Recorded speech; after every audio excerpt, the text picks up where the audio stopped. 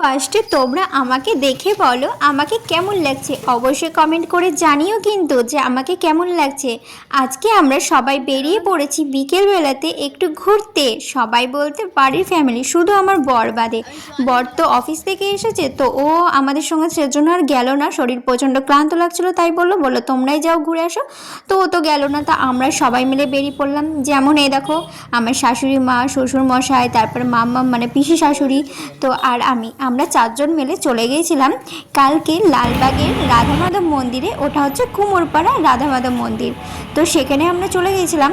আর এই যে যেতে যেতে তারপরে আমরা দাঁড়িয়ে পড়েছিলাম কাশিমবাজার স্টেশনের সামনে, একদম যখন ট্রেন যাচ্ছিলো, ট্রেনের জন্য আমরা ওই যাচ্ছিলো বলে অনেকক্ষণ দাঁড়িয়ে থাকতে হয়েছে। আর মানে দুটো পরপর ট্রেন গেছে, একটা যাওয়ার পরে মালগাড়ি গেল, তারপরে কিছুক্ষণ পর ওই যে ট্রেনটা গেল, তারপরে ট্রেন চলে যাওয়ার পর তারপর তো আমরাও বেরিয়ে পড়লাম। তারপরে এই দেখো আমরা এখন যাচ্ছি সবুজ গাছপালা দেখতে, পুকুর দেখতে দেখতে যাচ্ছি।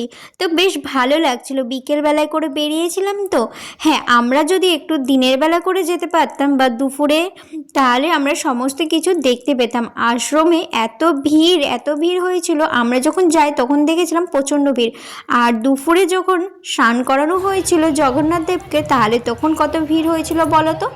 মানে গিয়ে দেখছি মাথা খারাপ ভিড়। আমরা যখন যাই তখন তো 6টা বেজে গিয়েছিল, তখনও প্রচণ্ড ভিড় ছিল। আর ওখানে মেলাও বসেছিল। ফাইনালি কিন্তু আমরা চলে এসেছি রাধা মাধব মন্দিরে। আর এই দেখো ঢুকে দেখলে কত সুন্দর ডেকোরেশন করেছে লাইটিং দিয়ে। তারপরে এই দেখো মন্দিরে লেখা আছে শ্রী শ্রী রাধা মাধব মন্দির। তো আমরা তো ঢুকে গেলাম ভেতরে। তারপরে ঢুকে যাওয়ার পরে এই দেখো সব মানে সবাই দেখছিল মন্দিরটা ঘুরে।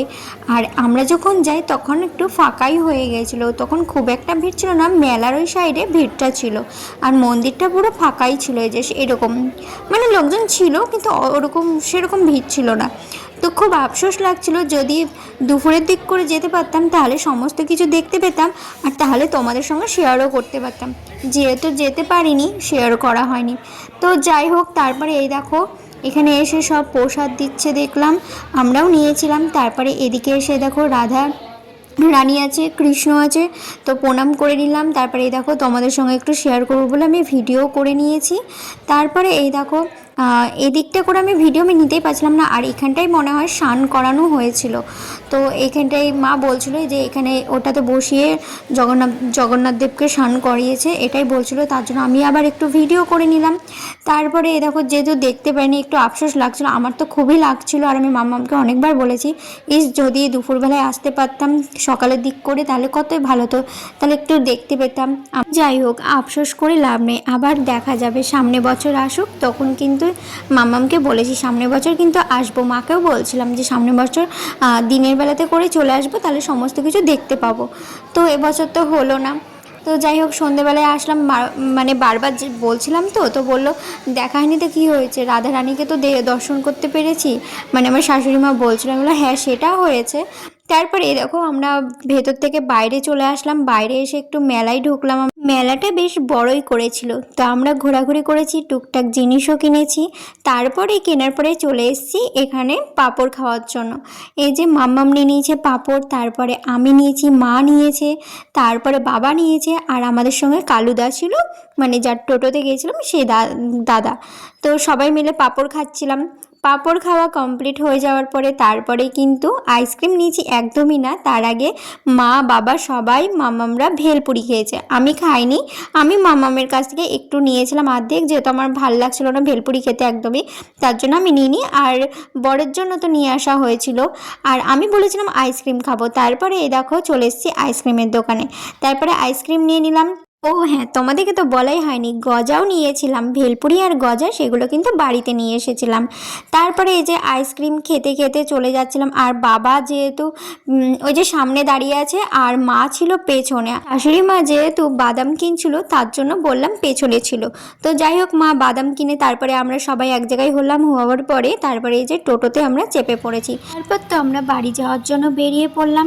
আর জানো তো, আমরা যখন যাচ্ছিলাম তখন না রাস্তাতে প্রসাদ দিচ্ছিল, কীর্তন হচ্ছিল, প্রসাদ দিচ্ছিলো। তো আমরা অর্ধেক রাস্তায় যেতে যেতে প্রসাদটাও নিয়েছিলাম, পোলাও দিয়েছিল খেতে।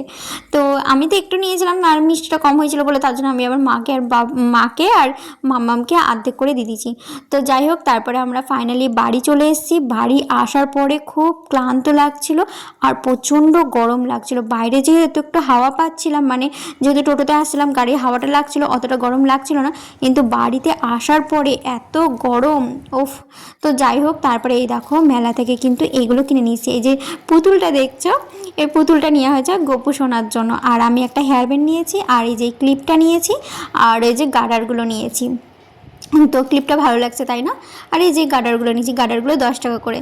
তারপরে নিয়েছি বরের জন্য কি নিব ভাবতে ভাবতে, তারপরে একটা চাবি রিং নিলাম। ওর জন্য মেলায় গেলে কি নিব মানে পছন্দ তো হয় না, আর কিছু নিলেই ওই চাবি রিংই নেওয়া হয়। তো এটা একটু মানে ভালো লাগলো চাবি রিংটা, যেহেতু লাইট জ্বলছে, তো ওরও পছন্দ হয়েছে, তো সেজন্য নিয়ে নিয়েছি এই চাবি রিংটা। তো এসে দেখে যখন চাবি রিংটা দেখে তখন ওর খুব পছন্দ হয়েছে বলছিল, আর খুব আনন্দ লেগেছে ওর। তো যাই হোক, মেলা থেকে এইগুলো নিয়েছি। আর কিছুদিন আগে যেহেতু গঙ্গা পুজোর মেলা গেল, সেখানেও কিন্তু অনেক কিছু কেনাকাটা করেছিলাম, তো সেজন্য এই মেলাতে সেরকম কিছু নিইনি, ওগুলোই নিয়েছি টুকটাক। যাই হোক, কিন্তু সবাই মিলে যে মেলায় গিয়েছি, তারপরে মন্দিরে গিয়েছি, আনন্দ করেছি, ঘুরেছি, খাওয়া দাওয়া করেছি, মজা করেছি, এটাই তো অনেক, তাই না। তো বাবা কিন্তু চট করে মেলায় যেতে চায় না, গেলে শুধু বলে তুই আর মা চলে যা। আমার বড় কিন্তু যেতে চায় না, ওই ভিড়ভাড়টা পছন্দ করে না বলে ওরা কিন্তু যেতেই চায় না।